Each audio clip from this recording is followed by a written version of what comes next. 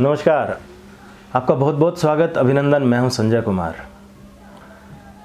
समय का चक्र देखिए, कितना बलवान होता है समय। याद कीजिए रामलीला मैदान, जहां अरविंद केजरीवाल ने अपनी राजनीतिक पारी की शुरुआत की थी और जितने बड़े बड़े नेता हैं देश के, उन सब पर भ्रष्टाचार के आरोप लगाए थे, उनको जेल भेजने की वकालत की थी।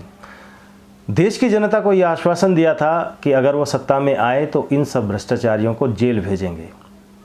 विडंबना देखिए, समय का चक्र देखिए कि आज उसी रामलीला मैदान में जो रैली हुई उसमें वही लोग शामिल हुए, हाथ में हाथ लेकर के खड़े हुए थे और अरविंद केजरीवाल को बचाने के लिए एक थे, एक स्वर में बोल रहे थे। कहने को तो इंडी गठबंधन की रैली थी और सुनीता केजरीवाल को जिस तरह से वहाँ देखा गया सोनिया गांधी के बगल में बैठ के और आपस में वो जो गुफ्तगू कर रहे थे, तो एक बड़ी लकीर जो है वो खींचती हुई दिखाई दी। इधर बड़ा हंगामा हो गया जब कांग्रेस के नेताओं ने देखा कि अरविंद केजरीवाल के वो फ़ोटो लगे हुए हैं जिसमें वो जेल के अंदर दिखाई दे रहे हैं। सब नाराज़ हुए और वो फ़ोटो वहाँ से हटवा दिया गया। देखने वालों को बड़ा मज़ा आया होगा। और हैरानी की बात यह है कि इस रैली को नाम दिया गया लोकतंत्र बचाओ रैली। इसमें आयरनी एक नहीं है, कई सारी हैं। एक आयरनी तो ये है कि जिस हिसाब से इसका नाम था लोकतंत्र बचाओ, और जितने भी लोकतंत्र बचाने के लिए वहाँ पर लोग थे, अधिकतर तो वही थे जो परिवारवाद की राजनीति को आगे बढ़ाने के पक्षधर हैं। लालू यादव, इतना बड़ा बिहार है, लेकिन इतने बड़े बिहार में उनको सीएम बनाने के लिए कोई नहीं मिला। पार्टी में कोई वर्कर ऐसा नहीं मिला जो सीएम को जो उनको सीएम की तरह प्रोजेक्ट किया जा सके। और पूरे बिहार के बाद छोड़ दीजिए, यादवों में कोई नहीं मिला जो जिसको वो सीएम बनवा सके।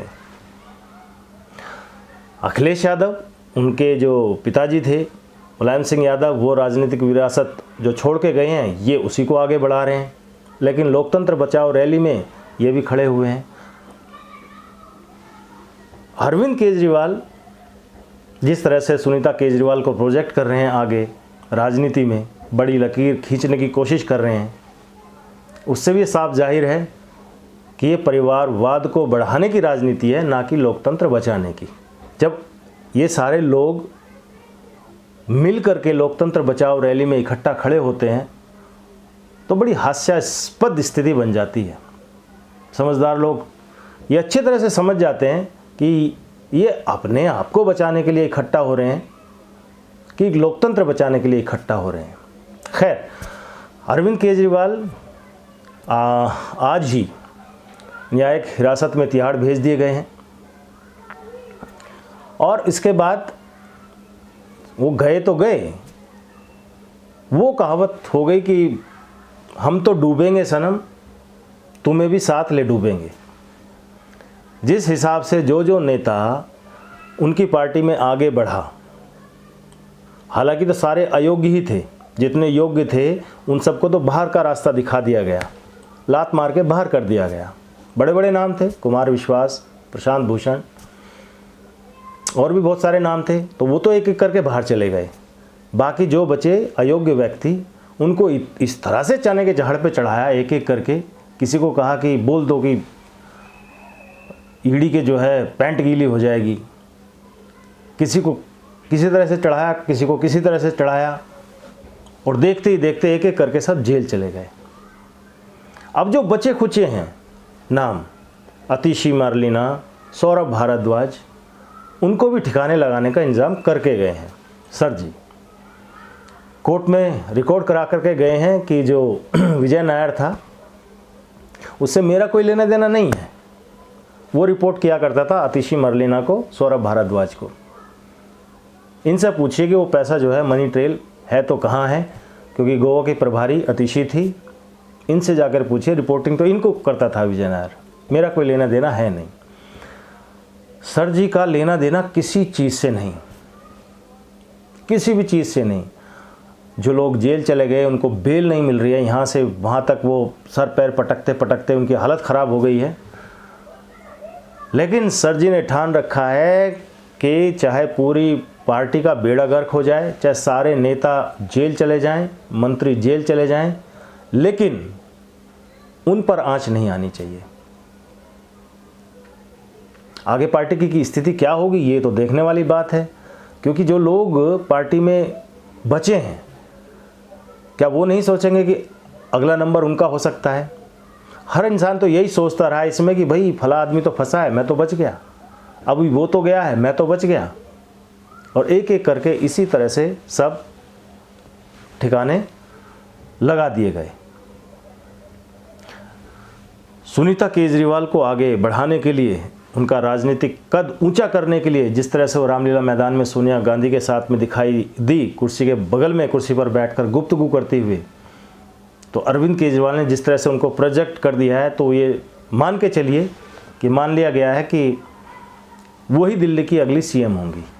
बेशक अभी औपचारिक घोषणा ना हुई हो, हालांकि स्थिति अभी क्लियर नहीं है। जो इस व्यवस्था से जुड़े हुए लोग हैं, जो इस व्यवस्था को देखेंगे कि भाई दिल्ली का शासन आगे कैसे चलेगा, वो इस पर मंत्रणा कर रहे हैं और जल्दी स्थिति स्पष्ट हो जाएगी कि आगे दिल्ली का भविष्य कैसे रहने वाला है। तो ये तो एक अलग बात रही, लेकिन सोचिए कि अरविंद केजरीवाल राजनीति में जिस तेज़ी से वो आगे बढ़े थे, इतनी तेज़ी से वो नीचे आएंगे इसकी किसी ने शायद कल्पना भी नहीं की थी। अब शायद पार्टी के सभी लोगों को ये यकीन हो चला है कि अरविंद केजरीवाल किसी के नहीं है, किसी के सगे नहीं है। वो समय आने पर कोई भी पलटी मार सकते हैं, कोई भी बाजी चल सकते हैं। हो सकता है अरविंद केजरीवाल के मन में ये हो कि कल को जब वो बाहर आएँ और ये सारा जितना मंत्रिमंडल है आम आदमी पार्टी का ये जेल में हो, तो वो ये आकर के जनता को बता सके कि देखिए मोदी ने जो है हमारी पूरी कैबिनेट को जेल के अंदर डाल दिया चुनाव से पहले। अगर हम बाहर होते तो स्थिति कुछ और होती, मोदी हमसे डर गए थे। संभावना इसी बात की जताई जा रही है। बाकी आप क्या सोचते हैं इस बारे में, अपनी राय हमें ज़रूर बताइए। फिर जल्द मिलते हैं। धन्यवाद। जय हिंद। वंदे मातरम।